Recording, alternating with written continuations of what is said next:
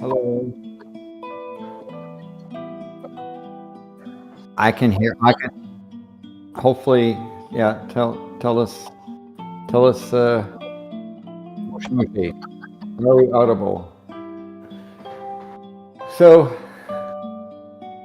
so we have up top there. We have Madame Pele live eruption of fountain number 50. So when Manya and I did the volcano show last night, she was just starting. So we saw her with all the.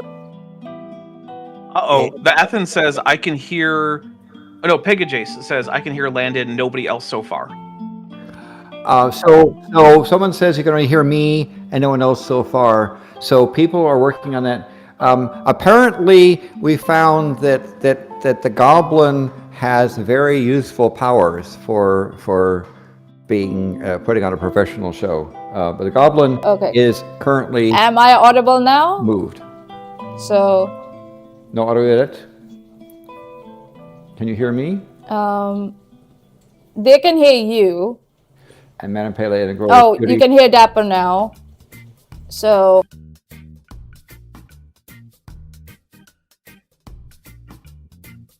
Maybe just quiet. Test. Now, I've turned off. 1, 2, 3, 1, 2, 3. Yeah, the Athens says that they can hear you, Manya. You're all good. And I've turned off the audio of the thing because you'd hear this roar and stuff. It kind of sounds like my kiss, but it's a roar bit. So you just pretend like there's lots of booming going on. So yes. Well, I guess it's the debate pub. What are people drinking?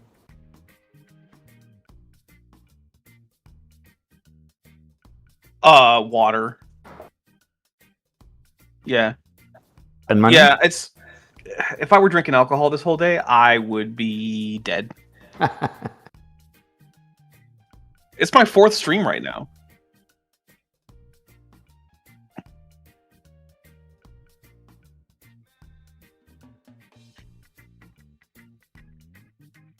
Yeah. Apparently the goblins are necessary for the functioning of the universe.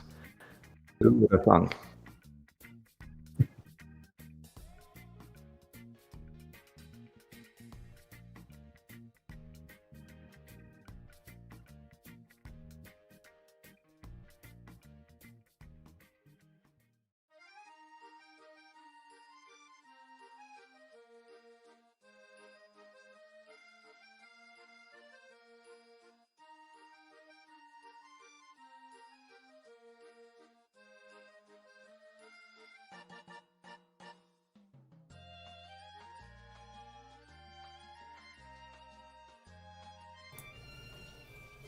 I'm muted again. Oh my god.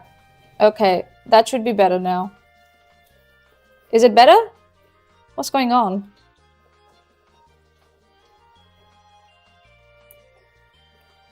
Oh dear, oh dear, oh dear.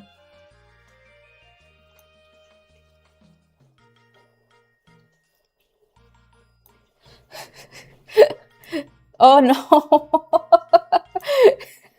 Discord took a shit. Discord took a shit. Yeah, that happens sometimes. Welcome back. Hey. So, Oh my Manu, God. you're asking what are you drinking? Yeah. Anything. Yeah, I was asking you, Landon. Did you tell us what you were drinking? So I'll put up first here.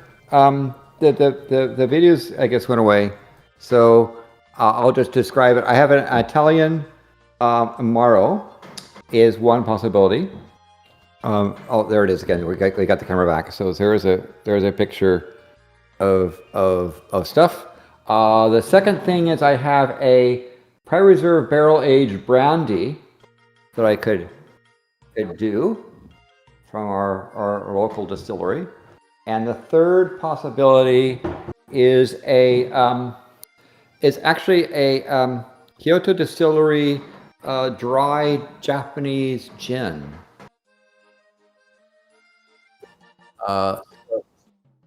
So from Nice. Kyoto. So I need to get guidance from the chat as to what I should start first. So can we do a poll in the chat? Do I have ability to do a poll? I don't Right. think you do, but I think Manya does.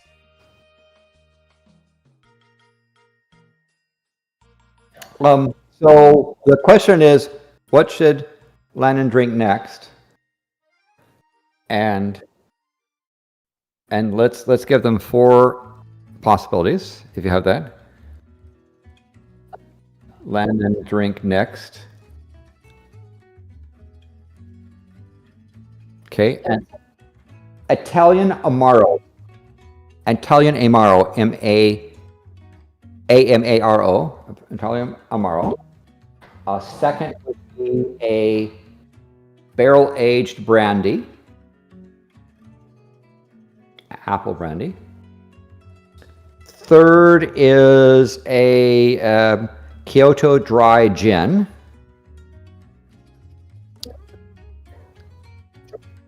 Yes, and the fourth, if Dabber doesn't mind, I like turtles. Yeah, make sure that the turtle is an option. Which also would mean that Landon would have to go out and try to drink a turtle.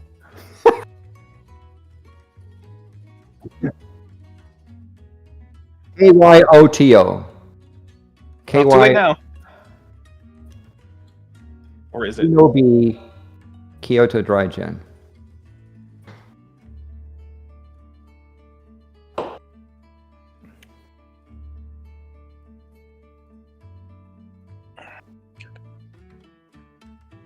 I'm choosing the one from a country other than the one I live in that I have been to.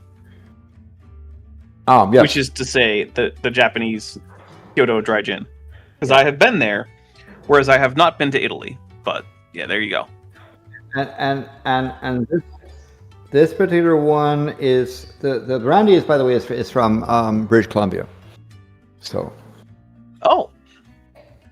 Well, then in that case, I guess I've also been there.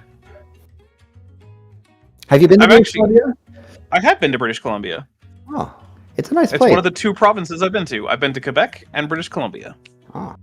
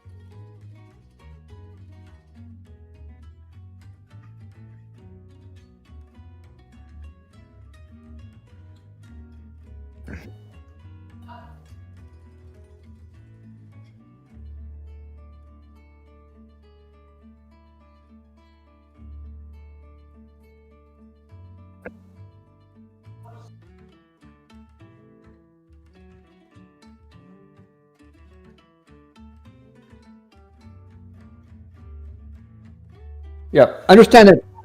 Good. Yeah.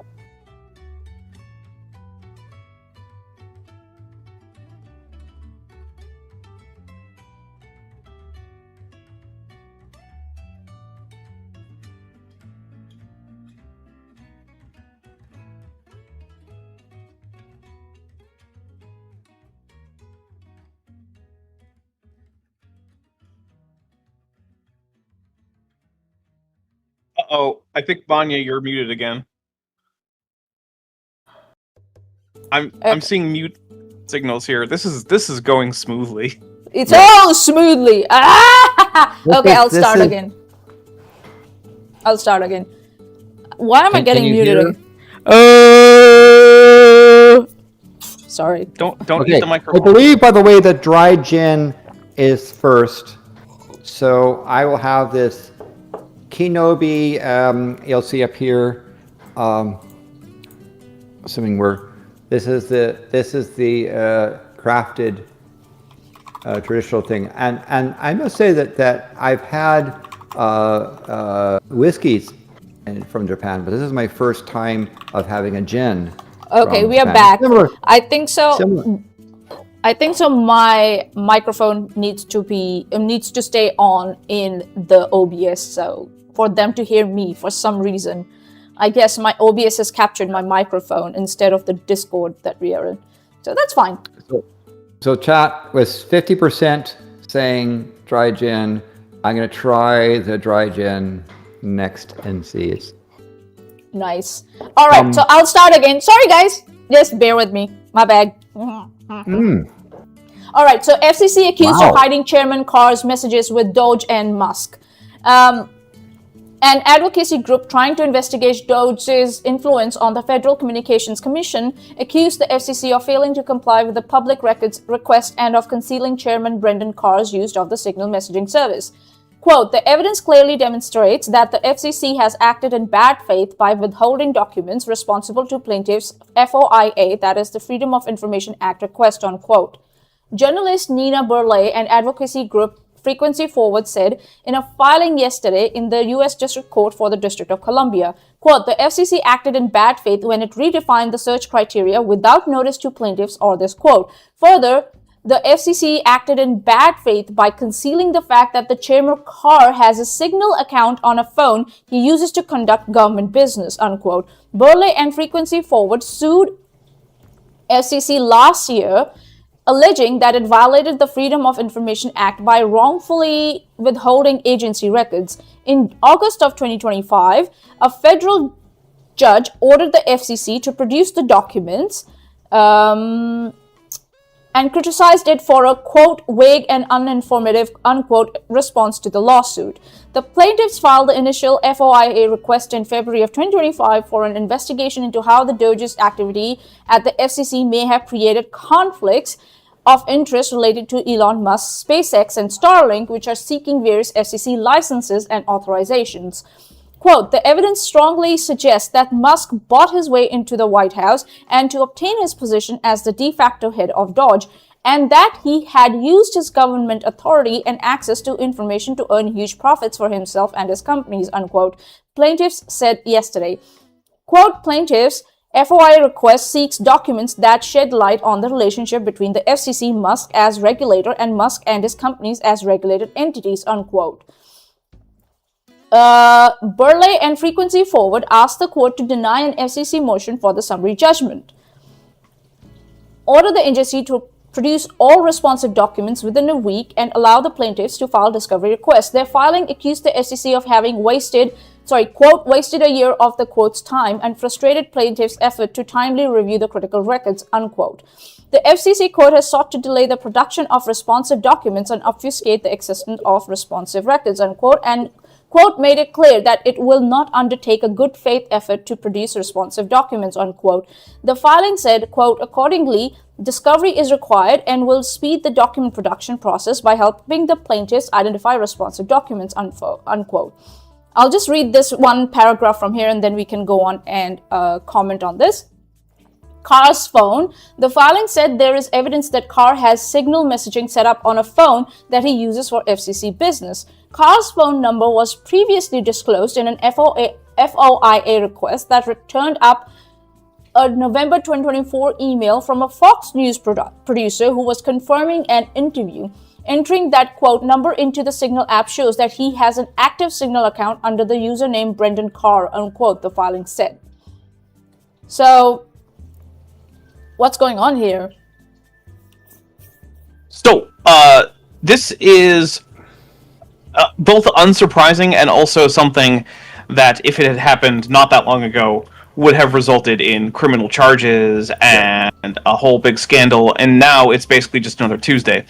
But there's a few things happening. One is, so FOIA, or the Freedom of Information Act, is an act that basically says that unless a document is classified, a matter of national security, or is part of like an ongoing investigation, if it is requested, it must be provided. And this also goes along with another law that basically says all government communications that are like not like just a conversation over voice, like in person, you have to preserve those. Yes. They're public. You're acting Right. in the public. What you do is public. Exactly. And so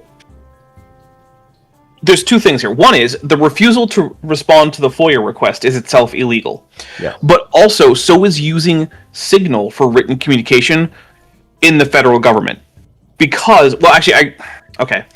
If you set Signal to preserve everything, and you have some function to automatically cache all the screenshots, then it might be able to comply. But the reason that government officials right now, including Secretary of Defense, are using Signal is to avoid keeping records, because you can set Signal to delete messages after a certain time period, and they are unrecoverable. So, what is probably happening right now is that the FCC, who has basically been Trump's propaganda minister, is essentially what he's doing, Yes. has been attempting to hide his communications with Doge, who was essentially Trump's executive hatchet man. Yeah. And also, in part of that, illegally doing business that should be preserved on an app that deletes it, making it impossible for him to comply with that law, and also impossible for him to comply with FOIA requests for those communications. So, this is actually a big deal. It would be a big deal in any other administration, but for a regime that's just been murdering people in the streets, I guess it's small potatoes. Yes, and the part of the thing is that various state media that has been granted FCC license or other considerations, the conversations between those media owners and apparently the chairman was being done on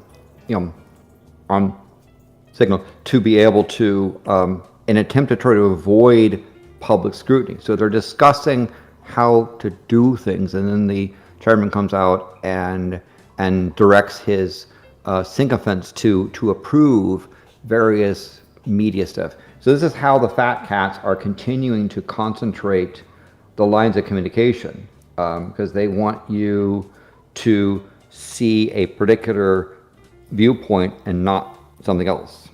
And of course, Doge was of course the, as you say, I think it was correctly saying, the hatchet people. They were supposed to come in and do things, although they discredited themselves quite quickly. But the after effects, even though the Doge people left town, of rulings about mergers and acquisitions and who owns what and who's allowed to manage what, is being hidden. Again, if you are a public official doing public work, the public has a right to see what you're doing, unless you have a very explicit reason for things like national security or safety, and then you have to state why. You can't just say, "Oh, I can't tell you." You've got to say, "I can't tell you because this this, involves and this." this law, Or which cite says the I case can't that you're reveal using. where this military Navy SEALs are operating. Right?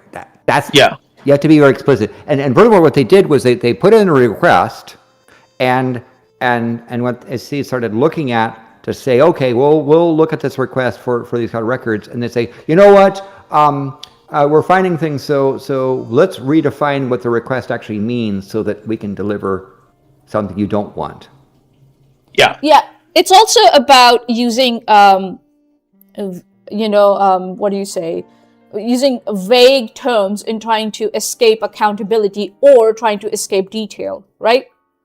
Especially when there's such a complex relationship where there's a regulator and their industry is tied to the regulator in a powerful private sector, right? So there's such a nuanced connection here and relationship here, and that requires really, really clear information and really detailed information so that everything can be parsed correctly. But under the vague information over here, they're just trying. I don't know why they are not being specific. If you have nothing to hide, you should be like, either you should be like Landon said, here, this is what it is. This is all the information. Take it. This is what it is. This, and this, and this. You should be helpful to try and speed things up and get it over with. Or, you can say, we are withholding this information. Just withhold it entirely and say, this is the reason why. And you might have good like cases that you might be able to cite to do that, Right. or make good case that why you are, withdrawing this or withholding the information. For example, right, in the article it says here, quote, the plaintiffs do not know whether the number is identified in X's 4 and 5 belongs to Carr's personal phone or a government-issued phone, unquote. The filing said, we do not know is that a phone is being used for government business and that it has a Signal account in Carr's name based on information and belief Carr regularly conducts government business through text and Signal messages, communicating with journalists, industry professionals, and individuals who work for regulated entities such as Musk and SpaceX, unquote. So that's the point here. So yeah, it's very important, and I think so. These people, like the what do I say? Like advocacy groups like Frequency Forward, they're doing a very important work of keeping the government, the regulators, and any private sector individuals who might be involved with regulators, accountable. And that's why it's very important to, keep a tab on such organizations or advocacy groups to see how they're doing in the future. So they might pop up somewhere in the future also. So it will be interesting. Yeah. One thing I do want to mention is that some of the excuses that the administration has used in the past is like, well, we can't let this undergo judicial review because, if it's classified, we can't just show that stuff in a public docket. And the response that the courts have consistently given, which is the correct response, is you don't have to give us this on a public docket. We can seal this so that only the judge can look at it and the judge can assess the validity of the government's claims of exemption, right? So if you say, oh, well, this is a matter of national security, a judge can be given that and can review the documents unredacted because those federal judges who are in charge of this, they have security clearance for reasons like this. Because if you don't have the option of judicial review over excuses, then basically the law has no teeth on it. Unfortunately, what we're seeing is that if the government just doesn't comply, there's not a whole lot that a judge can do other than send nastygrams and threaten contempt. But so far, holding lawyers for the United States federal government in contempt has been something that judges have overall been extremely loath to do. Although one did volunteer for being held in contempt and put in jail because she said it would be a break, and she was then later fired from her job as a lawyer for ICE. So, there was that. No. And the thing about that happens is if the government says, okay, here's a document, we want to see this communication, and they say, we can't show it to you because it contains confidential information. Then you say, okay, then go before a judge and have the judge determine the sections that she blacked out. So if you have conversations and you don't want to reveal the person's phone number, you can retract that, right? But again, if you have something where what's happening is the media industry is allegedly suggesting to the chair how the chair should rule for certain benefits of that industry, they want to know, right? It should be if you're going to have that involvement, the public should know that. But they say that's inconvenient, so they can stall and delay and obfuscate and equivocate, so forth, quite a bit, sadly. It also says here the filing separately accused the FCC of limiting its records search to emails with FCC, DOJ, and GSA, General Services Administration domains, despite plaintiffs' objections. Yeah. Sorry, so we'll see. My microwave went off. It also said that I was wondering what happened. It also said that travel documents provided by the FCC did not include anything about Carr's visit to Starlink facilities. And then they said they contacted the FCC today and will update this article if it provides any comment. The writer is John Brodkin, senior IT reporter with this website, and the site is Technica. So yeah. So it's for example, with Starlink, one of the things that people have been concerned about is some of the Starlink satellites aren't careful as to what frequencies they broadcast over. They might have a primary frequency, but there's all kinds of harmonics and noise that it's interfering with other signals.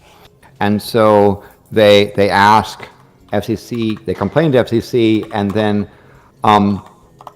Starlink, Space Karen, and the FCC chairman have a private conversation where all of a sudden the agent comes out and says, "Oh, there's nothing to see here. Move along." And that's people saying, "Okay, we want to know what that conversation is, because we have, the public has a right to know and understand under what context the chair is setting the agenda, because the chair of the FCC can actually set the agenda of the FCC in rulings. And if they say, "Oh, this is not important, we'll set it for 2 years from now," or we'll when we have time, we'll get around to it. But in the meantime, the chair and the company involved have had a conversation. And people want to say, "Well, does that conversation include factual stuff or potential bribery?" What's the conversation about? Yeah. Allegedly. All right. So moving on, we are going to.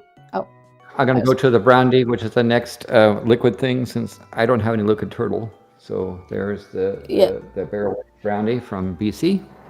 Yeah. Before we move forward, Megan from the live chat said, "Don't we already have a procedure for adjudicating cases involving sensitive information?" Yes, USA does have procedure for that. It absolutely does. Yes. That's what I was talking about. The judges in such cases are cleared to see classified material and the like, and they are given, basically, classified material in the United States is 2 requirements to look at it. You need to have the right clearance, and you need to have a need to know, right? So there has to be a reason that you're looking at it. So, for instance, I had secret security clearance when I was in the Navy. I never looked at a single secret document. But if there had been reason for me to look at one, I could have been given it and trusted to not divulge that inappropriately. If you had the need to see it. Right, but if I didn't you have the right to see everything. Exactly. If I didn't need to see it, it would have been illegal for me to look at it. Which is one of the reasons I never saw any secret stuff. Because I never actually had to. The highest I ever actually needed to see was confidential, and I saw a lot of that stuff. So, but judges have that clearance, and the need to figure out if the government is acting appropriately is sufficient reason to see the material. It's what the judges often do. Now, sad thing on the other side is there's an end around FISA courts, which is that there are things that the government can obtain because they buy it on the open market.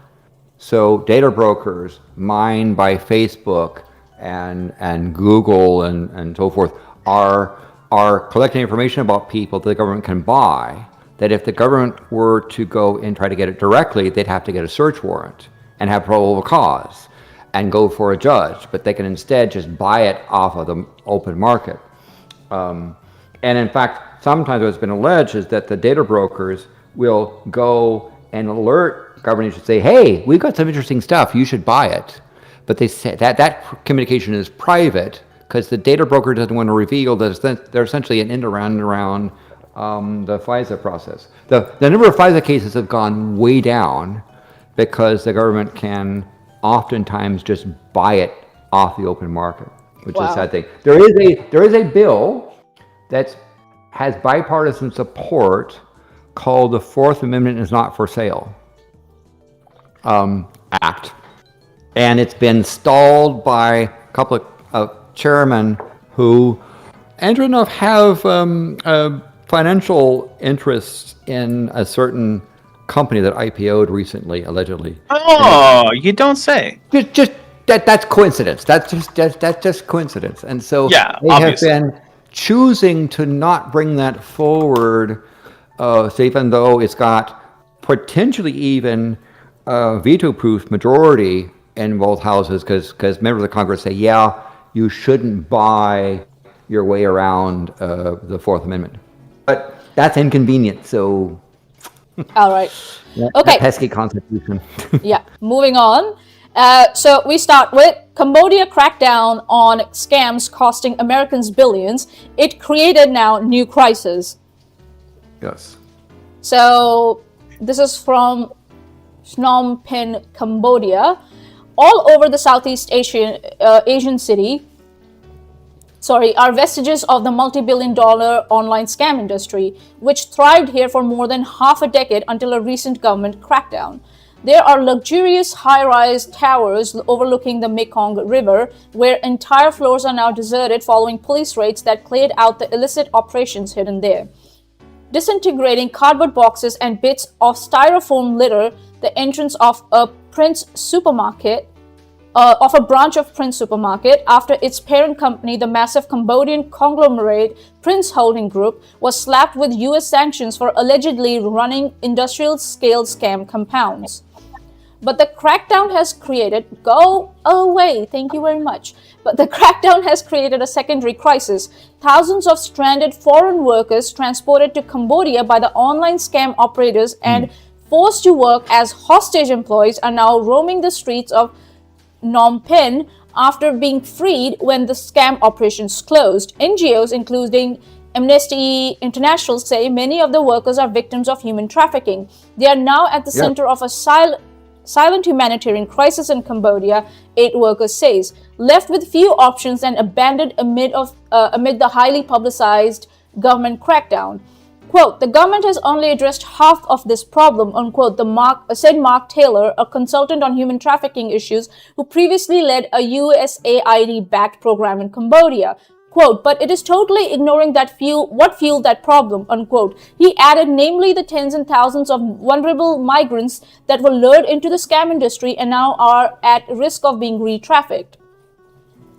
Cambodia was an epicenter of global scam industry until late last year, when foreign pressure pushed the government to mount a large-scale crackdown on these operations. The scams, which operate online, work by convincing the victims to put their money into fraudulent investment schemes. As victims keep depositing funds, they see profits, convincing them to put more in, until one day all their money evaporates. So the FBI and others have termed these schemes as, quote, pig butchering, unquote, scams. And according to the agency's Internet Crime Complaint Center, Americans were defrauded of more than $20 billion last year through these types of scams. This number has been growing every year according to the FBI's data.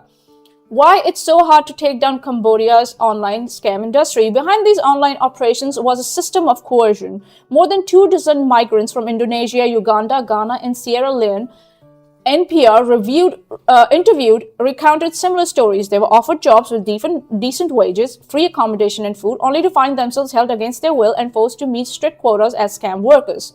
Shoaib, a 24-year-old Ugandan man, said he was promised $850 a month as a delivery driver before being taken to a compound hidden behind a casino and forced to scam Americans. Another man, Wilson, said he was electrocuted for failing to meet his quotas. NPR is identifying both men by their first names only because of the fear reprisals. Because they fear reprisals. So we need some moral precision here, isn't it, in this story? Yeah. So we're talking about scam systems that involve slave trade, right? These people are lured into, and many countries. I mean, they also Bangladesh is another place they come from, and various places in Africa and Asia, and they're lured with the idea, a promise for a good job.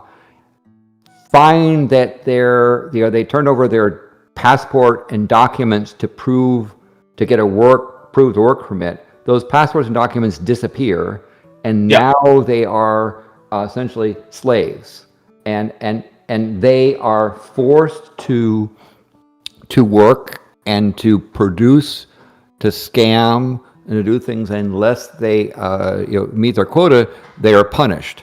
Now, there's been a raid, and what happened? Well, someone high enough up was forced to save face, or was counter-bribed and knocked out the company. So the company that was doing the slave camps went away, but the people are still there. And the government says, well, you got to go back to your but they have no papers, they have no funds, and the government is upset and embarrassed. But meanwhile, the people who did stuff hide their ill-gotten gains through cryptocurrency. So you might have heard me say that cryptocurrency is a scam. But let me be more clear. If you involve yourself in cryptocurrency, you are involved with the slave trade. If you are holding Bitcoin or Ethereum or any of those other pieces of crap, you are participating in the slave trade. Not the slave trade of centuries ago, today. So stop it.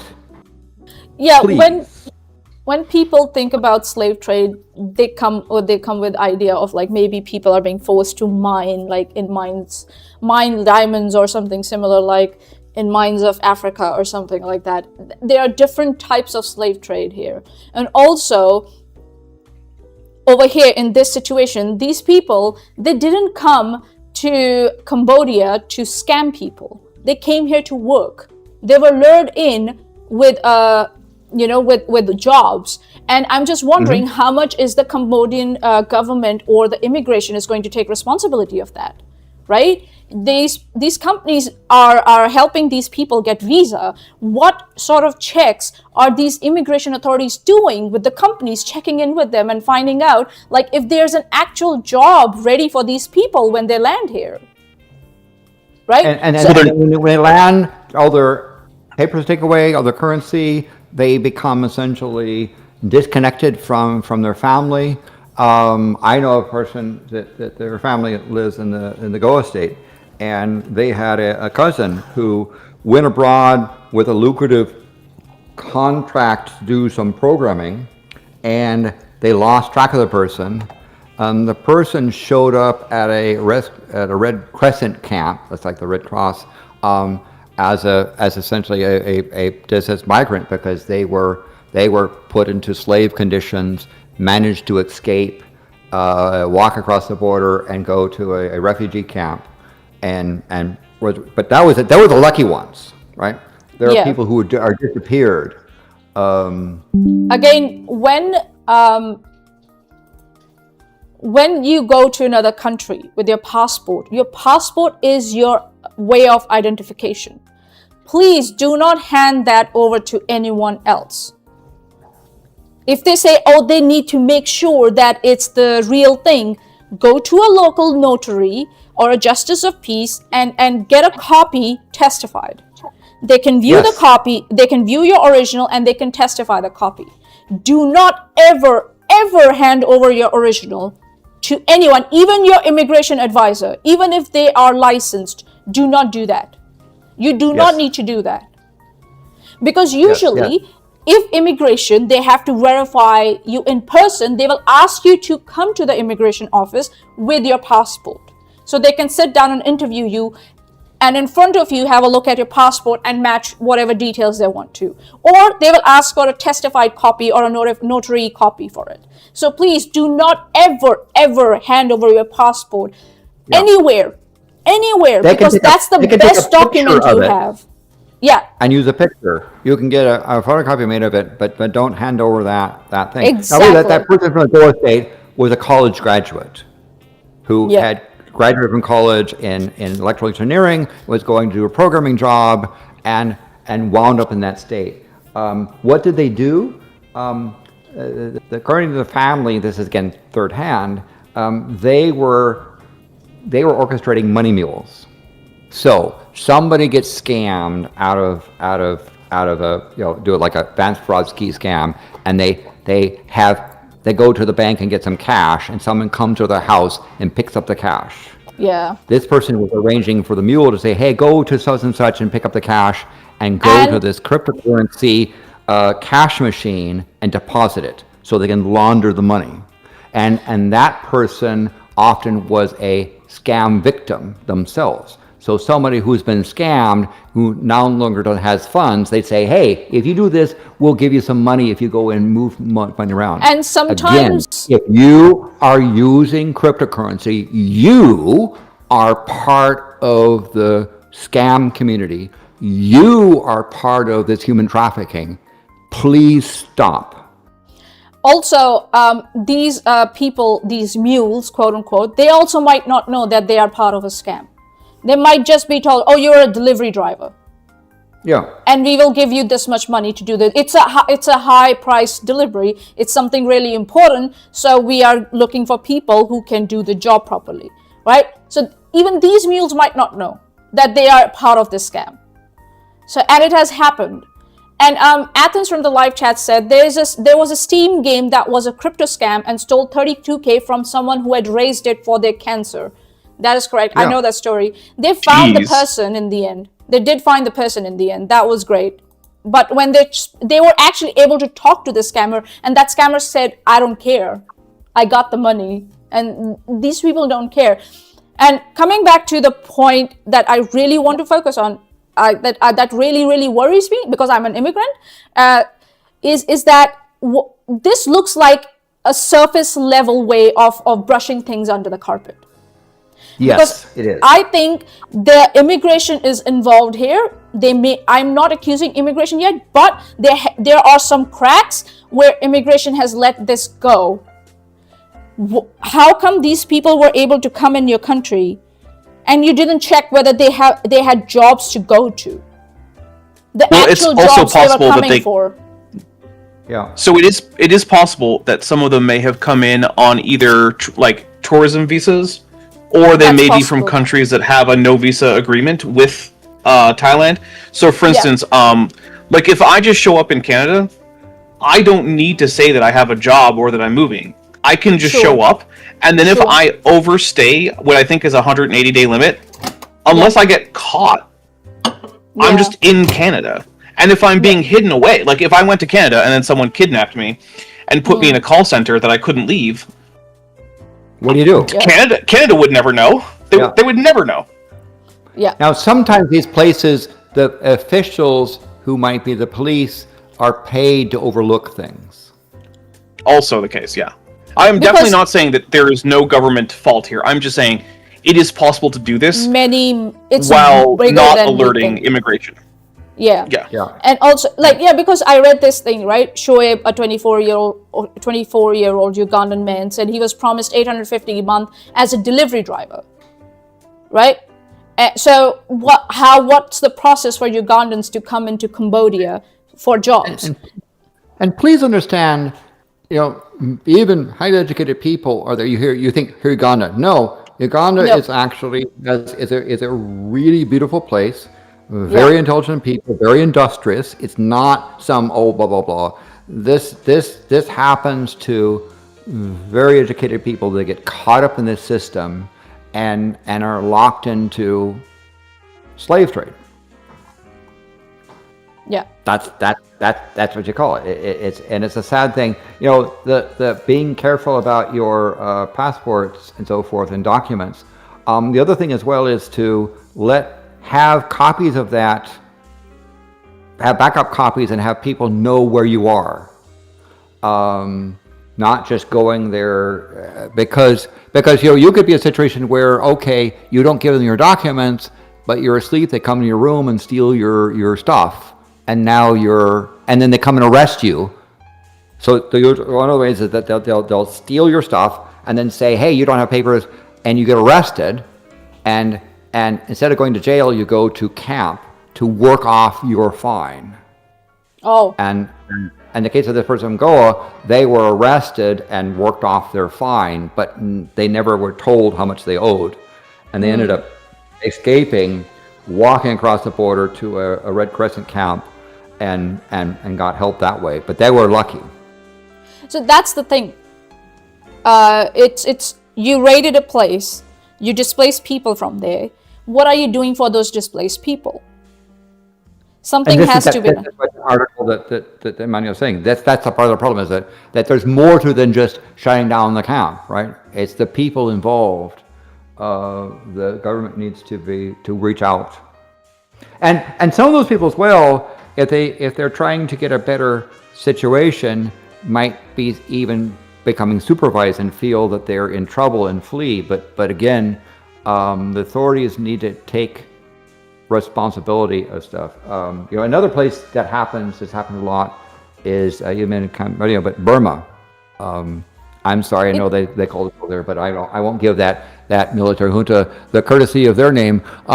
Burma States Camp's another place, and the People's Republic of China Communist Party was embarrassed by having Chinese citizens captured, and so they raided the place to free the people of Chinese origin, but the rest of the people were cast loose, and they're running around. What do they do? They have no papers. They have no money. They have no status. They don't even speak the language. And they become easily picked up by other people.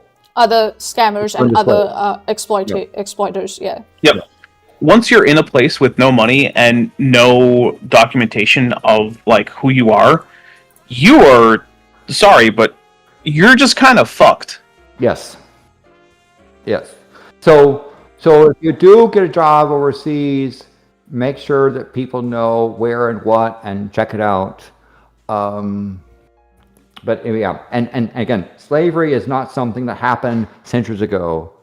It's happening now. Human trafficking is a major problem today.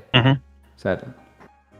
And but if you're throwing people in concentration camps in every major city in the United States is not a solution to it. Yes. No. Also, it just doesn't happen in countries like Cambodia and Burma. It even happens in European countries. It happens in UK. It happens in every country. So if you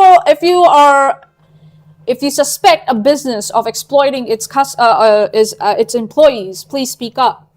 It's very important. All right. Moving on to the next one.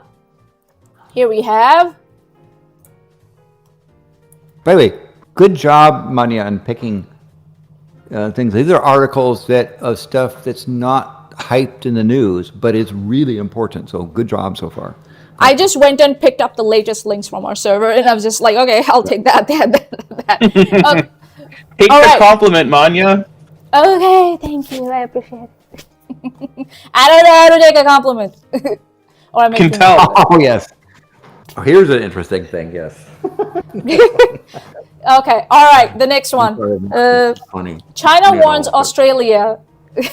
China warns Australia against taking back control of key port in Darwin. China's envoy says Beijing will, quote, take measures, unquote, to defend Chinese firms' interest if Canberra takes over Port Darwin. Okay, let me just back. Darwin is Australia. Yes, it's Australia. Darwin is north, up, northwest. It's the top central north spot. Yep.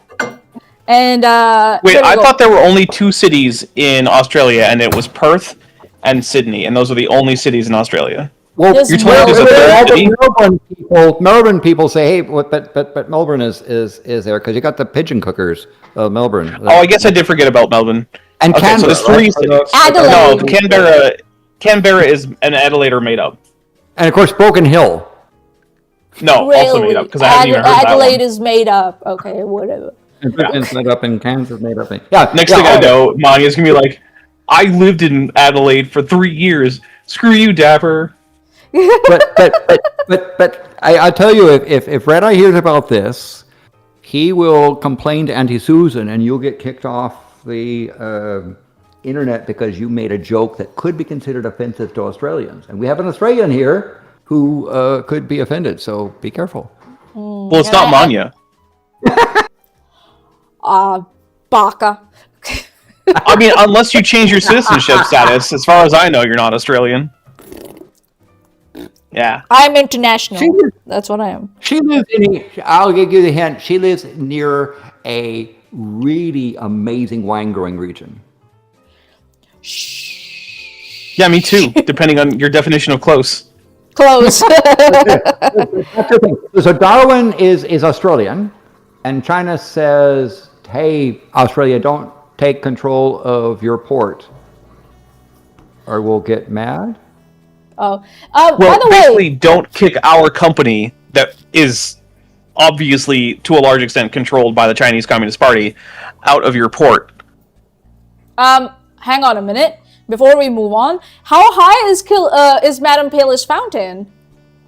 Well, right now I would say it's about 150 meters. It used to be, it used to be at the top when I was talking to Danny before the show, it had reached to the top of the frame, and it kind of comes and goes, right? When it shoots up high, then it is exhausting all the expelling of the gas, and then it gets kind of heavy and sinks down. So you'll see it cycle back and forth. It's exuberant as it was before the show, but it's been running for a while. It's been running for about 8 hours. Whew. Madam Pale is like, what were you saying again? So sweet. Yes, Madam Pele is. Imagine dancing for 8 hours. I would be very tired. Yes, and such. The picture on farther, it's actually reached to the far edge of the op-down block. For those people who know, it's been putting out rates at around. Actually, the peak rate was about 400 cubic meters a second. A second? Oh my God. A second. So a cubic meter is 1,000 liters. So that's 400,000 liters a second. And you say, well, what is that? Remember, a pint is about half a liter, so it's about 800,000 pints a second at 0.8 megapints a second. That's a megapints. That's a lot to drink per second. So yes, it is. Okay, all right. So here we go with the next one. So Chinese ambassador to Australia has warned Canberra against taking control of a port whose lease to a Chinese-owned company has been heavily scrutinized over its strategic significance. On Wednesday, Zhao Ziyan criticized the Australian government's move as unethical and, quote, no way to do business, unquote. Landbridge Group, owned by Chinese billionaire Ye Cheng, has controlled Port Darwin, located in Australia's remote Northern Territory since 2015 under a 99-year lease agreement. Holy moly. Australian authorities reached the $350 million lease deal with Shandong province-based Landbridge in the hope the port's expansion would revitalize the economy of the largely rural territory. But Prime Minister Anthony Albanese pledged to return the port to Australian control during the campaigning ahead of national elections in May last year, saying the facility should be run by local company or the government. In his annual briefing to local media, Zhao said, quote, when you are losing money, you want to lease it to a foreign company, and when it's making money, you want to take it back, unquote. The ambassador said Beijing would, quote, take measures, unquote, to defend Landbridge's interests if the Australian government tried to forcibly alter the lease agreement. Quote, we will see when it's time for us to say something, do something to reflect the Chinese government's position and protect our Chinese companies' legitimate interests, unquote, he said, without elaborating. Responding to Zhao's comment during a visit to East Timor on Wednesday, Albanese repeated his intention to return the facility to Australian control, describing it as being the, quote, national interest, unquote. Despite years of controversy amid claims the port deal poses national security risks, multiple government reviews, including one commissioned by Albanese, concluded there were no grounds to cancel or alter the agreement with the Chinese firm.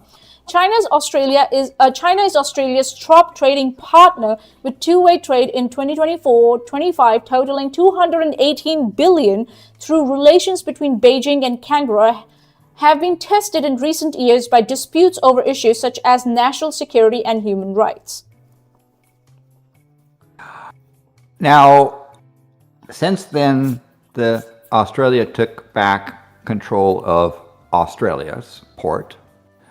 They raided the offices that were, or went back to the offices and discovered that the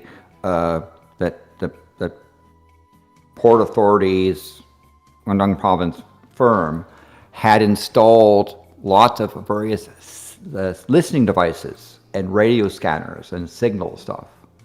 Oh, now, there is in the area a naval base as well, and yes. the Chinese government is not commenting on the listening devices that were left behind as to why they were doing it. But so I think Australia has subsequently taken back control of the port, and the Chinese Communist Party and Emperor Winnie the Pooh have been doing sad panda faces for that.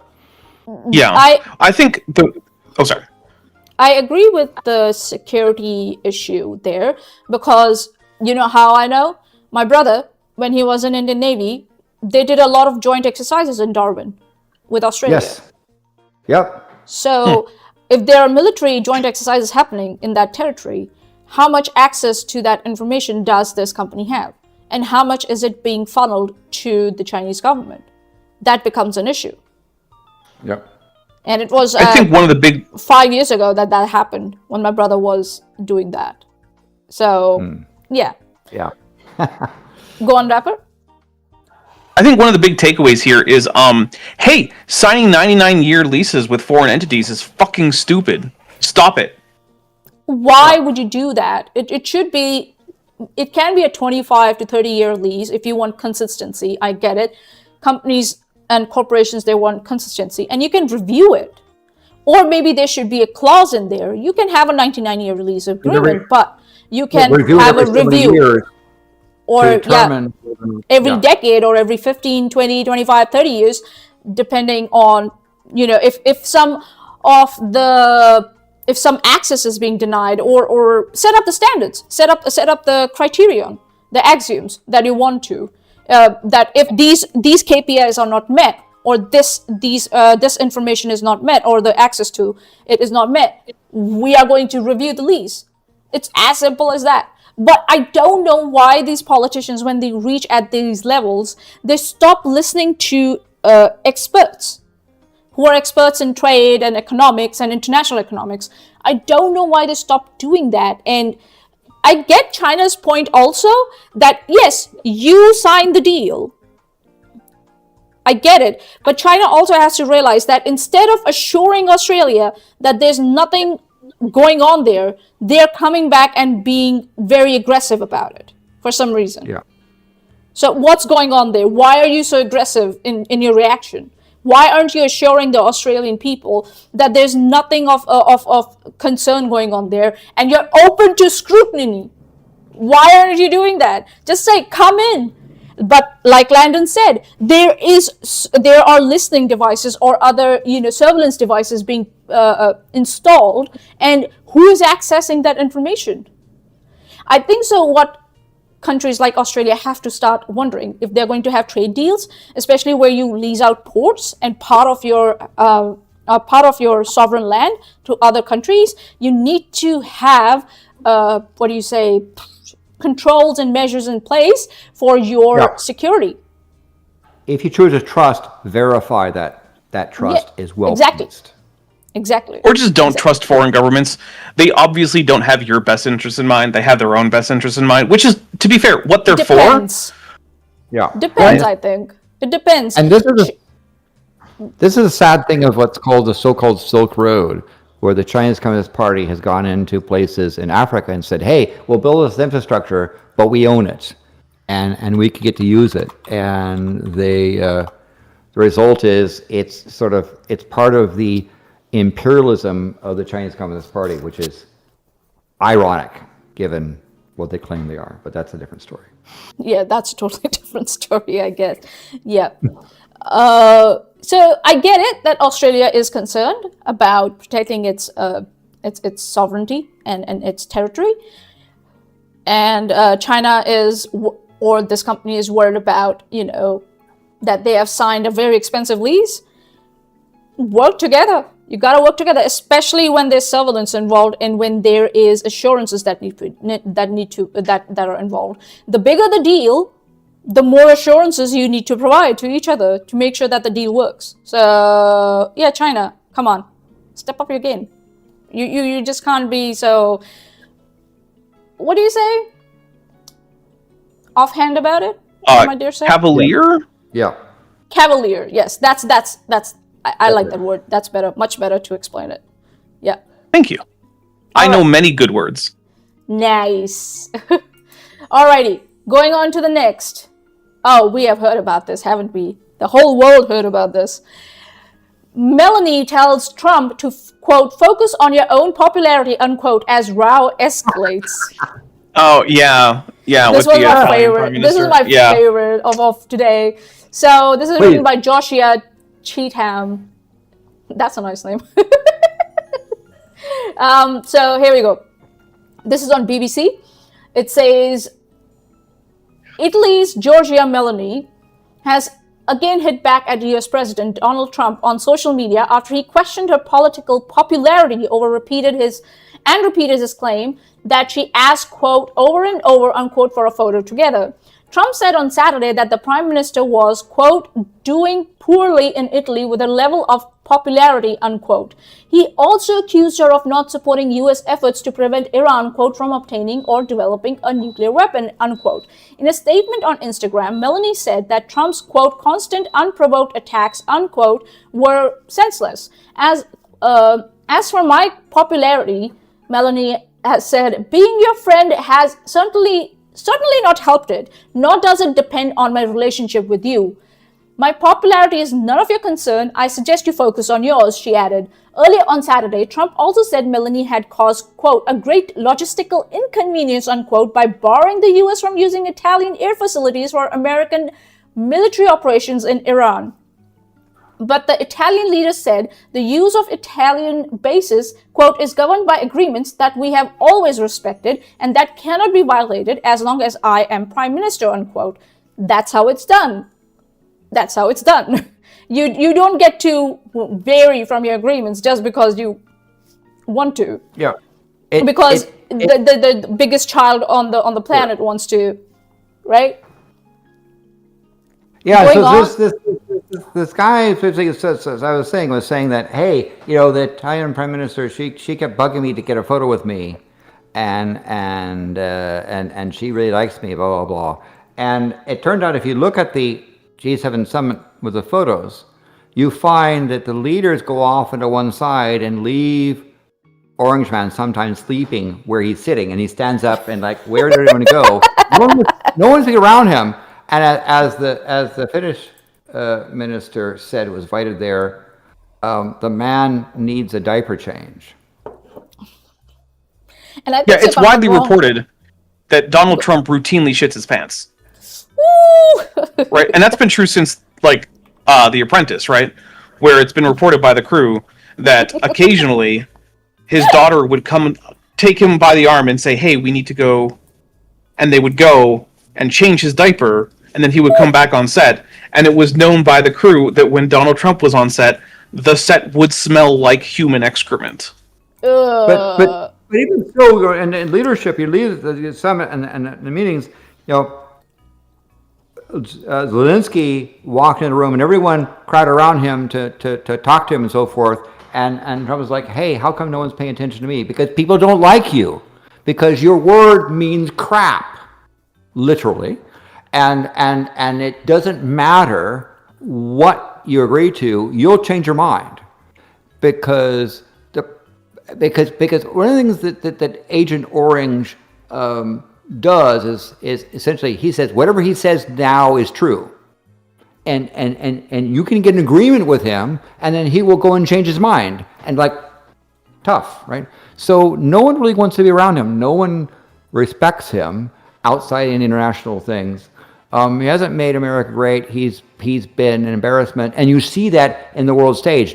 They don't want to talk to him. And there's no point, because whatever he agrees to, he'll change his mind if he so chooses later on. Yeah. So this notion of this Italian, she was trying to get a picture with me, and I was playing hard to get, but she was begging me. She's like, no, I don't want to be around you. I don't respect you. I don't care for you, right? That's part of the underlying thing that's there. But please continue, Mani. I interrupted. Sorry, I was. No, it's all right. This is all when this happens, right? When diplomacy is reduced to personality politics. Yes. When democratic foreign policy, it should be based on law, alliance management, parliamentary accountability, national interest, etc., etc., etc., and always focus on reducing human risk. But for Trump, it's all about popularity and throwing tantrums. And current and his current stuff, because he generally believes everything is a zero-sum game, and he's going to do whatever it takes for K to win, no matter what. And if you don't do the same, you're a sucker. Yep. And one thing is, what the U.S. is now experiencing as a whole, and what Trump is experiencing as a particular person in terms of international politics, is that once you start flip-flopping on your agreements with other governments, they stop seeing you as someone with whom they can actually make deals of any kind, right? Because how many times has Donald Trump proposed something, people have said, yeah, okay, sure, and then he's gone back on something to do with that. In fact, just tearing up the Iran nuclear deal in his first term was one of the biggest indicators that you cannot engage with him in terms of international agreements, trade deals, treaties, or anything like that, because he cannot be relied upon to follow through. And he goes in bad faith. Right. So it would be sort of like, if you had let's say you ran a business, right? Like maybe you sell bits on Etsy, right? And you have a customer who orders from you, and they just only sometimes pay. Well, what are you going to do? You're going to stop taking those orders. For sure, sometimes you get paid, but other times you just don't. So you don't take those orders anymore. At least not until they've paid up. And with Trump, what would it take for him to pay up? I have no idea.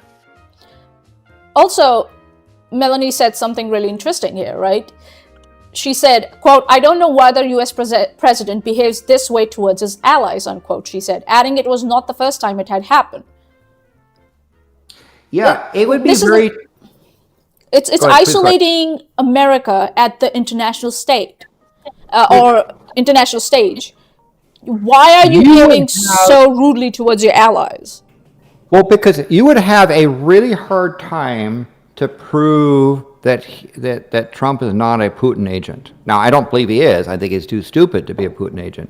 But Putin is laughing his head off because Trump has done more to burn bridges and burn alliances than Russia could ever have dreamed of doing.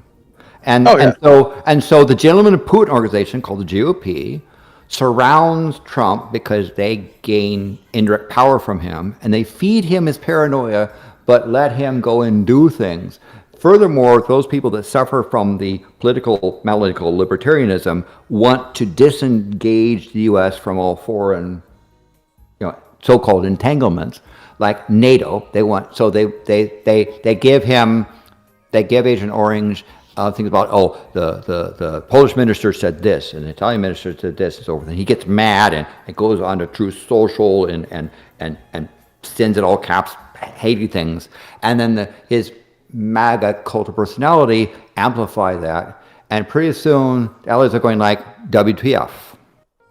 Right? Why would Canada want to negotiate a trade deal with Trump when they sign it, he'll just turn around and violate it yet again? Remember, the trade deal that they're renegotiating was the deal that Trump himself negotiated in his previous term. And after ripping up NAFTA. Yeah. Why would Canada want to negotiate with him like that? And even if you did, it's pointless because he'll go and change his mind yet again. Right. And it's not just Trump. The thing is that when you're doing this thing, it tarnishes the country's reputation.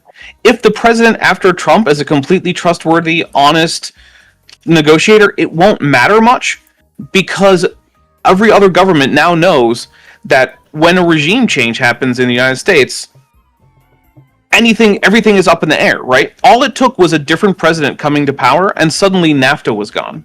That's it. Yeah. That's all it took. So who's to say that if the next guy negotiates a trade agreement, even if they do it in good faith, that the guy after won't just rip it up? And that's the reason why a lot of presidents kept with agreements and treaties and things that they didn't like. It's because if you become the country that is willing to rip up international agreements every time you hand off the keys to the White House, well, then there's no such thing as a lasting agreement with the United States. Yeah. I think God's auditor made a good point that he said that Trump is an agent, he's an asset. Assets don't need to be conscious of their actions, right? Yes. And Sure. so yeah, he's like Tim Pool. He's just an asset. Oh yeah, we remember that. He got some money, yeah, didn't he? Yeah, so did Dave Rubin. And then Dave Rubin was like, but I would never change my content. They didn't tell me what to say. And it's like, Dave, that's worse. That means that you were already voluntarily doing Russian propaganda. Oh and they my were like, God. yes, We're going to reward this you. is what we Keep want. going. It's like giving candy to a kid for good behavior or for certain behavior, and they just keep going. Also, I would like to point out that Trump has no standard of friends, because Melanie was the sole European leader to attend Trump's inauguration in January of 2025. No other European leader attended it, and he disrespected her in such horrible way. So he has no standard of no criteria who are his close friends or not. Nothing. He is so unpredictable, and that's bad. That's really bad. Yeah. All right, moving forward. Yeah, sad. Sad. Let's move forward. No, I will say this. Yeah, go on. I will have I won't get the name of the person, but there's a good friend who sometimes I met in BC who says, please don't apologize. What we want to see from you guys is a consistent change of behavior. Yeah. That's because which is not likely to happen anytime soon. Actions speak louder than words. That's what it happens. That's right. All right. Moving on.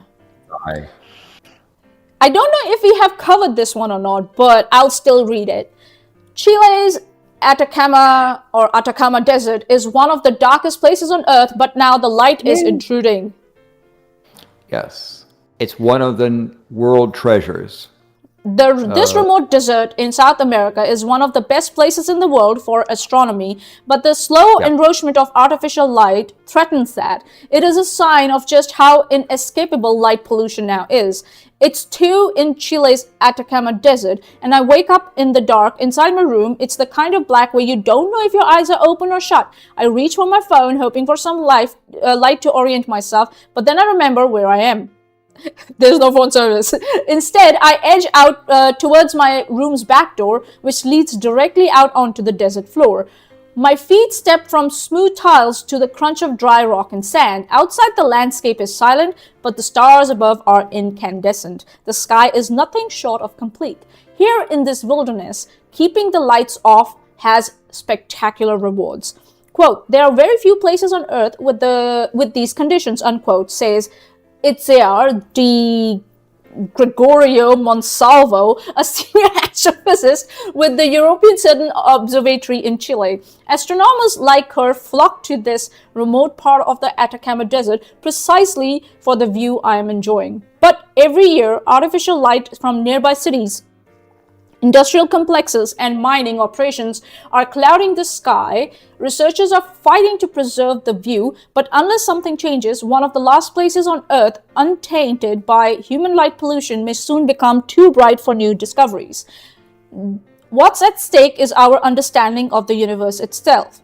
When I look skywards, where I live in London, the artificial glow of millions of light bulbs hangs over the city, obscuring all the brightest stars, but in the Atacama Desert, the night sky is more dense and vivid than I have ever seen. I'm visiting Paranal, an astronomical base operated by the European Southern Observatory, ESO, which is home to some of the world's most advanced ground-based telescopes. With clear skies and minimal lighting, its position in the sparsely populated Atacama Desert provides the perfect setting for professional astronomy. Looking up, I see the pale white strip of the Milky Way daubed on a canvas of dazzling lights. Remarkably, I also spied 2 splodges of green that I assume would be impossible to perceive with the naked eye. Magellanic Clouds, a pair of dwarf galaxies. They are so far away that some of their light has traveled across the cosmos for approximately 200,000 years. And so I yeah, go on. Ahead. I'll just read this one line and then we can go on.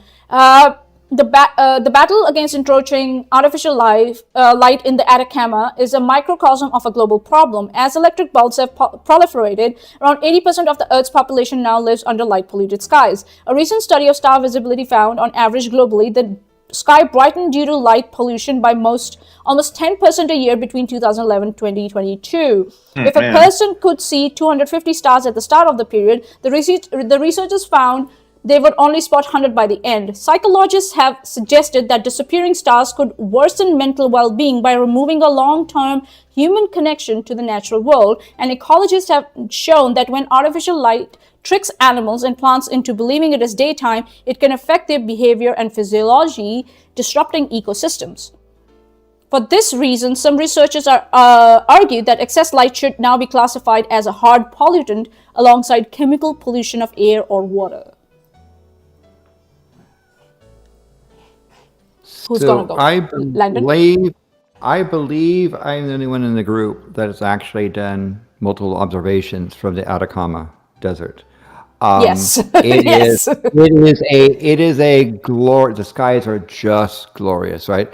I would say if I had to pick the 5 best places on Earth, Atacama, Upper Mauna Kea, the Pilbara region in Australia, the Gobi Desert in China, and of course the Antarctic high plateau South Pole region.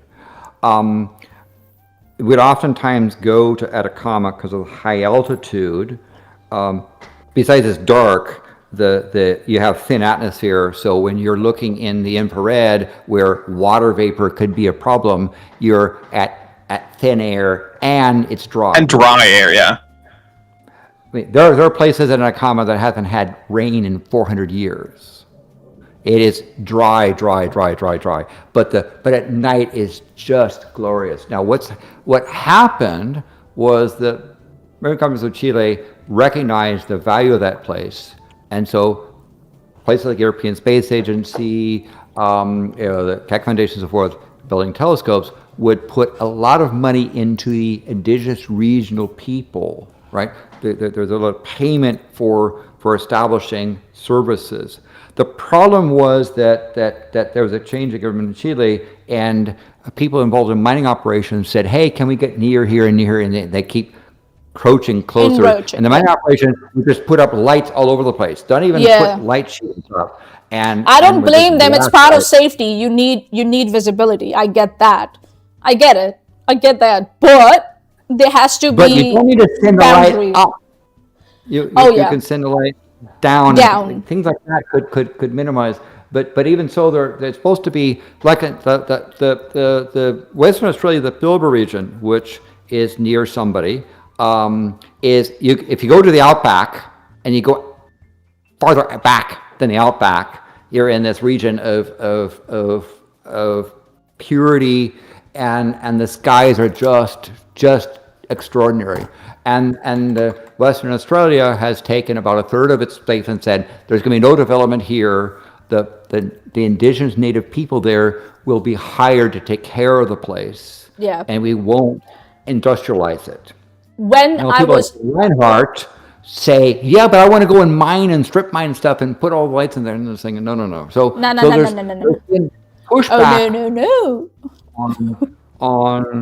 on stuff, and there's people within the Chilean legislature that say, if it turns out we end up lighting up the Atacama region, not only do we lose this precious resource and the life there gets affected, but then the observatories will go away and the indigenous people will be left with nothing, because you'll get some mining magnates who will go in and strip off some stuff, and then you're done. So we'll say they're trying to push back and say, this is a valuable resource that Chile has. Let's not screw it up. But again, it is extraordinary. The skies are just gorgeous. I would just make a couple of comments here, Dapper. Then I'll let you go. Let you say something.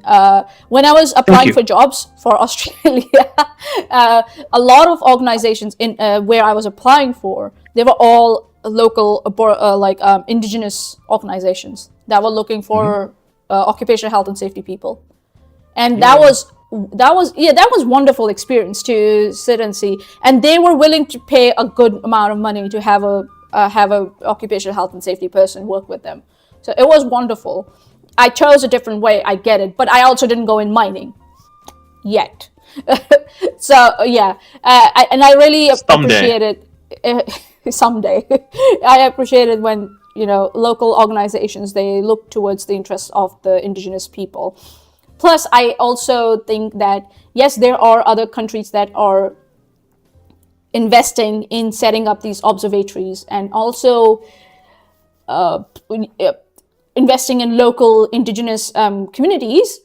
I think so there should be a little more compensation than that, because what such countries are doing, they are halting industrialization on encroaching some part of the land, which though that industrialization could generate income for their economy, and they should be compensated to maintain those regions by other countries or by United Nations or a scientific body in United Nations, in my opinion. They should be compensated for it, because why should they? I get it. It's very important for the scientific community, but when profits start outweighing the interest of the scientific community, I have seen profits win. I've seen that, especially with politicians. So we need to compensate these countries for maintaining these pieces of heaven where scientists can come in and do their observations and do their research, in my opinion, personal opinion. Like with the Scarlet Comet Array, which a thing is setting up in the Pilbara region in Western Australia, was started with sitting down with the elders of the indigenous people of that region and said, here's what we want to do, and we want to pay respect to the skies, and we also would like to have your people take care of the equipment, to be trained. In return, what will happen is we will keep out Clive Palmer and Gina Reinhardt, preventing them from strip mining the place and ripping off the stuff. It'll be preserved, and you'll have employment. The sad thing about mining Australia is that Australia has incredible mineral wealth that is being ripped off by Reinhardt and Clive Palmer and people like him. The Australians are not benefiting from it. No. But they use the National Party to try to say, oh no, don't that's communism, don't. But it's like, no, this is Australia, and Australia should be benefiting from Australian assets.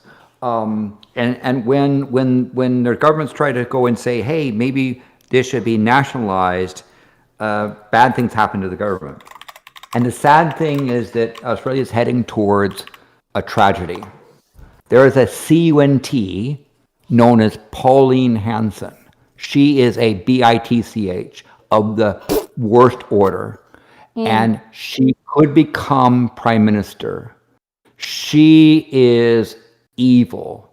She is smart. She's not a dumb idiot, senile person like Agent Orange. She is devious and smart. She hates people that she thinks should not belong in Australia. People don't look Australian. But she poured all this populist bile, and she could become, because Labour's screwing up, and the Nationals are screwing up, and the Liberal Party is screwing up. You could see One Nation become a state, and she has a chance of becoming prime minister. And if she does, people who do not look Australian will be in trouble. Mwah. All right, moving on to the next. Yes, Did you want to say something? you are a CUNT. I use that in the Australian term, and you are a BATCH. You are your behavior is disgusting, and these, etc. Dapper, do you want to say something before we move on to the next and final article? Yeah, I think in regards to the whole Atacama bringing it away from Australia, I think one sad fact is that while we can probably slow the increase of light pollution, I don't think it's going to stop, and I think that at a certain point, Earth-based observatories are going to become rare, far less useful. Far less useful, and I think that the future of astronomy in the long run is going to be space-based observations, whether it be orbiting satellite telescopes or maybe telescopes That on, is like, sad, say, isn't it? the far side of the moon. Yeah, it is sad, but it's Because sort of just one of those things, right? Because at a certain point we have to weigh, okay, people want to have lives in this area where they can do things like, have modern comforts of, like, electricity, indoor plumbing, all these things, right? And ultimately, it is hard for me to tell someone living in a relatively poor community that, I'm sorry, you don't get to have lights because some people from a much wealthier country want to look at the stars. And so I don't get to tell someone that. So, like, I do think it's important to slow it, and the science is important, but ultimately, I think that the people in those countries are going to win out in the light pollution battle. yeah, if there's lack of land for people, for the increasing population to find housing on, then there will be a battle there, obviously. That is a kind of battle that I'm okay at witnessing. I'm okay with that. But the industrialization, that's entirely a different thing. But we could say it's a part of housing too, in a way. But yeah, you would want industrialization to be at the back seat of all this. Alrighty, moving on to the final article of today. And I've got a lot of what I say options, but what I'm gonna do is I'm going to go with this one. Let's go with something nice. Okay, this one. All right. Scientists find evidence of vast hidden magma systems inside Mars. We were talking about this yesterday, Landon, so I Yeah. thought I would bring it up. Um, Researchers from the University of Oxford have hold on, I'm just gonna get this over. Yeah, have uncovered evidence that Mars once hosted enormous Earth-like magmatic systems deep beneath its surface, despite the planet lacking the plate tectonics long thought necessary for this kind of geological complexity. The findings published in Nature Astronomy reveal new possibilities for how rocky planets become habitable. Mars is often described as a, quote, stagnant lid, unquote, planet. Unlike Earth, its surface is not broken into moving tectonic plates. Because plate tectonics drives volcanism, recycling, and continent building on Earth, many scientists assume Mars lacked the conditions needed to produce similarly complex crust. However, this new study challenges that view, suggesting that Mars could have produced highly evolved crust through intense internal recycling. This study was based on data recorded by NASA's InSight mission to investigate seismic waves from meteorite impacts and Marsquakes, the Martian equivalent of earthquakes. Researchers from Oxford's Department of Earth Sciences and Statistics used the recordings to investigate a mysterious boundary about 24 kilometers or 15 miles beneath the Martian surface. Previous studies had recognized the boundary, but no one knew what it represented. Yep. A buried boundary comes into focus. To test the idea that the boundary marked a transition between two different rock types, the Oxford team compared hundreds of possible rock compositions with the seismic data using thermodynamic modeling and statistical techniques. They found that only, quote, ultramafic, unquote, rich iron and magnesium but low in silica rocks consistently matched the physical properties beneath the 24-kilometer boundary. The properties above this boundary, meanwhile, were better matched to, quote, unquote, mafic, containing a higher proportion of silica rocks. The researchers believe that this buried layer likely formed when molten rock pooled deep underground and gradually separated into different materials.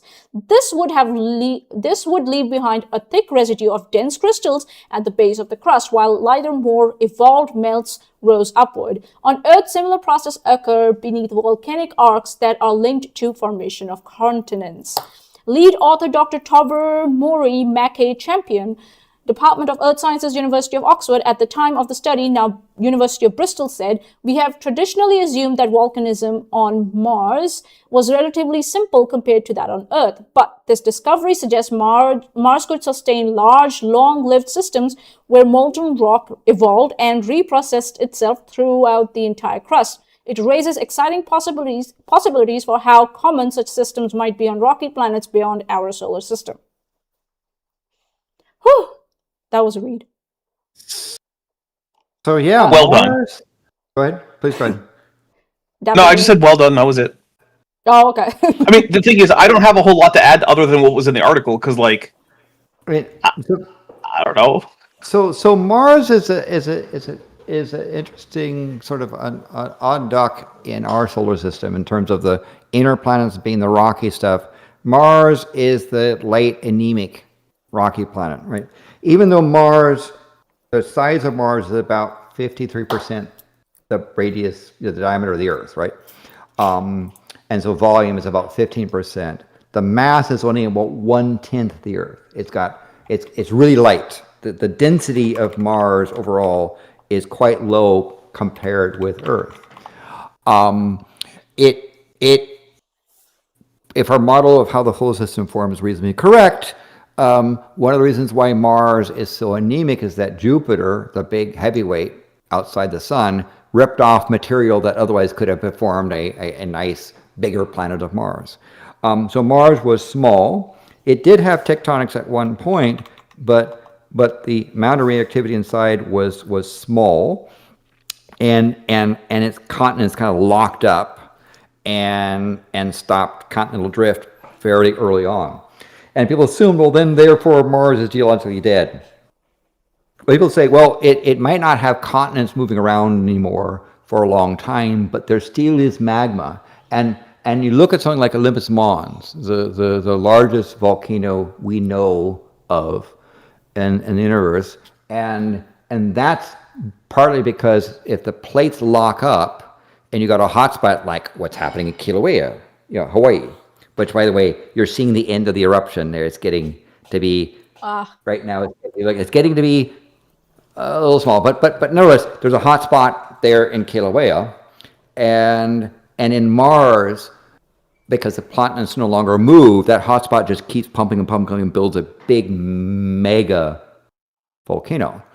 People thought, well, okay, Mars locked up and it's done for. And then says, well, these guys saying, well, actually, Mars could still have magma chambers and still have active geology. You're just not having continents moving around, but you still have radioactivity decaying, which is one of the big sources of hot rocks. And so Mars could have these little outcroppings of things that can happen. Landon, when is our first Volcano Watch Mars edition going to happen? It'll be for a while. Right, we look at that now. You see now the vent. If you look at the vent now, it's barely getting above the spots. We're seeing the end of this.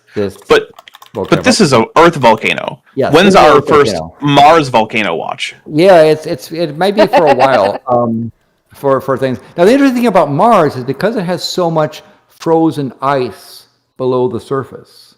Even there's permafrost as short as like 20 degrees from the Mars equator.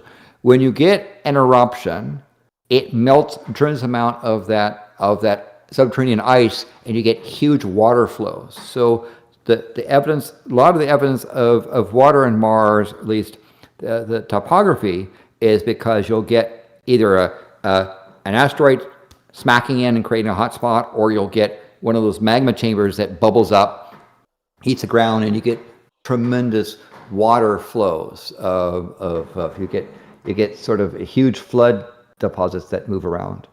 Okay, counterpoint. What if that's actually water that was ejected from Earth during Noah's flood and hit Mars and then flooded Mars?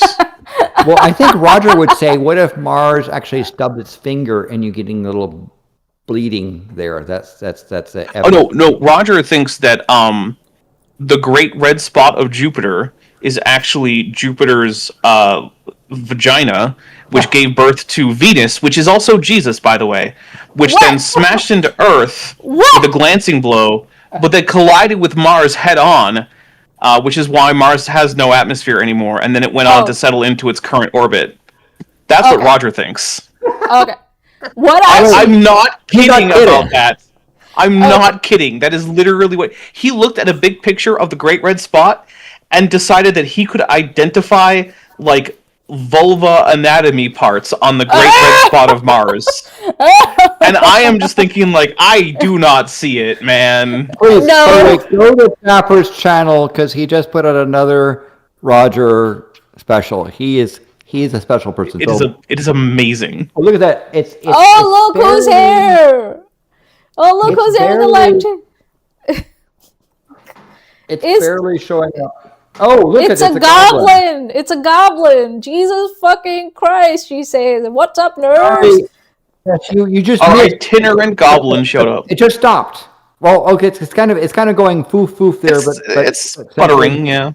It's Oh. done. Yes, it was actually up to the top of the screen, and Yeah. now it's not. By the way, Chesh, apparently goblins are useful to run a show in a professional level. We determine, isn't that right, Manya? Yeah. Wanna watch me mess up the whole stream? Please don't do that. Please don't do that. Please don't do that. Please don't do that. Please don't do that. What I want to I say hope your about move this, is going well. yeah. What I want to say is that this teaches us that this is a lesson in. Oh, look who is here! Oh hi. my god. Hey, Hi. Look what? look, you boy messing up your entire stream layout. No, it's not messing it up. It's not messing it up. Nope, it isn't. What? No. I failed. No. Yeah, you You've been failed. defeated. So I got Yes. our operator to focus on the vent. Take a look at the vent now. You're seeing the end of the stuff. This is, Manya, this is like what we saw at the beginning of our show. At the Volcano launch. Yeah. Yeah. You see Yeah, the poofs there. You she's see smoking a cigar. She's like, That's hydrogen gas, by the way, igniting. So yeah. it's so Oh, hot, yeah. the air, the water is dissociating, the hydrogen ignites, Is it? and Is it peaking? using a hydrogen gas there. It sort of kind of goes back and forth, but it's done. So the beginning is at the end. Hi there, Chesh. I hope your move has been fun. You know, it could have gone worse. It's been relatively smooth. A few more trips than I would have liked back and forth, but other than that, my living room is so nice. Oh, Yay. that's Nice. cool. That's Yay. cool. Yeah, I'm really happy with it so far. It's messy right now, but that's okay. Well, you're still moving, so. Tell us Yeah. about the Goblin Nation Capitals building out there. The Capitol building. So I looked at it. It is 11 feet by 9 feet. It is insulated. It has power running out to it. It has a window that opens and closes. It has a little outside light. However, there is a leak, but I think the leak might be because the gutters are all messed up. So I think if we clean the gutters, I think that whatever's leaking is going to stop because it's just built up and running down the side. And Yeah. once we get that cleaned out, Okay. I'm going to shave off the bottom, take one panel off, replace that panel, set that thing back up, and then flooring and walls, and that's done. So, like, I don't think it's like a little bit of time, so I'm probably not going to get to it till like maybe September, but I think definitely doable. Nice. Brilliant. How's getting internet out there going to be? The internet cable that goes to the box, the cable box, runs right past it. So I'm just gonna put a splitter on it. Oh, Oh, okay. Oh, brilliant. Absolutely So I'm gonna brilliant. wire right into the house and wire right into the little Goblin Nation Capitol building. Yes. Yes. Yes. Are you gonna add a ballroom to the thing as well? Well, that's gonna be a whole nother project. I'm gonna need a whole Yeah. lot of millionaire, billionaire funding for that. You have to make sure that it's bigger than the entire rest of all the structures on the property combined. Yes. Yeah, That's I gotta important. make sure everybody is paying their Goblin Nation taxes. Yeah, Okay, and also build understood. a concrete bunker underneath just in case. Well, Yeah, I and the look way forward. you pay your Goblin Nation taxes is by becoming a $1 member on Debate Hub or Yeah. joining the Patreon. Yeah. Yay. I look forward to be able to bring a housewarming gift. Oh, that'd be lovely. Will it Oh, be a Landon, plant? Landon, Bring a Fine. plant. guys, you will not believe this. There's Uh-huh. grapes in the backyard. Grapes. Grapes? Grapes. Yeah, Oh like, Are you my making wine? goodness. of course I'm gonna make wine. They're wine-making grapes. Nice. Nice. Oh my God, Chesh, you won a lottery. That's So- so cool. That means that Goblin Nation is gonna have its own national wine. Yes. Yes. Absolutely. Oh, thanks, Hawkskull, for being a member for 2 months. He's an amateur debater, everyone. But I There want to you say go. special thanks to Manya, and an extra thanks also to Dapper and Landon for still being able to pull off the show while I'm running around like a mad. But my fucking legs! I fell so many Aw. stairs. We missed you. We missed you. We missed you. Yeah, we We did miss miss you. you. We do miss you. We'll be back to it soon, folks. Alrighty. The Banana Republic. And it turns out that goblins are useful for running a show. Who would have thought? Who'd have thunk? We- Yeah. You would have Thunk. thunk. Okay, you guys have fun.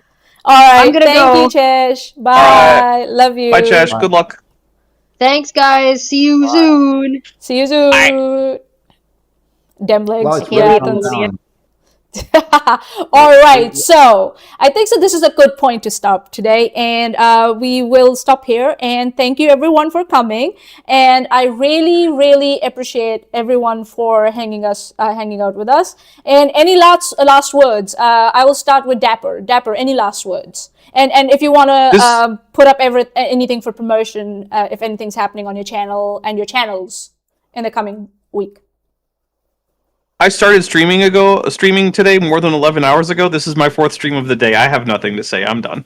Okay, all right. Well, Dapper has 2 channels, his Dapper Dinosaur channel and his Top Hats Off channel. If you want to watch adventurous TTPRG games inspired by Star Trek and 40k Warhammer, you can go to Top Hats Off. If you want to see flirts and, people who think that Bible is scientific in some reason, get their get bonked on the heads, you can go on his Dapper Dinosaur channel, and yeah, it's full of new stuff. You can go and watch it.